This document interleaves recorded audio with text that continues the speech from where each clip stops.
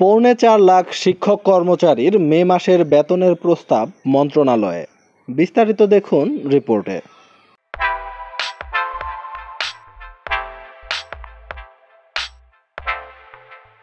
এমপিওভুক্ত শিক্ষক ও কর্মচারীদের মে মাসের বেতনের প্রস্তাব মন্ত্রণালয়ে পাঠানো হয়েছে।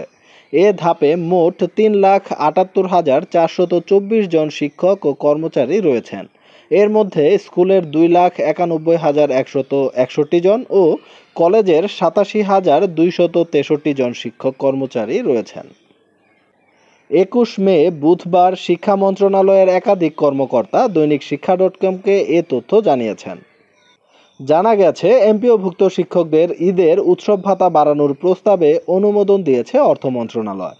ফলে আসন্ন ঈদ উল আজহা থেকে শিক্ষকরা মূল বেতনের ৫০% হারে উৎসব ভাতা পাবেন।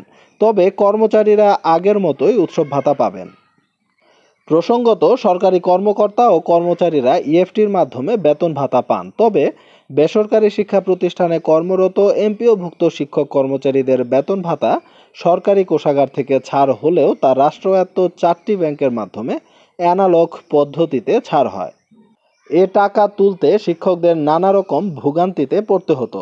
বর্তমানে এমপিওভুক্ত শিক্ষকরাও ইএফটিতে বেতন পাওয়া শুরু করেছেন।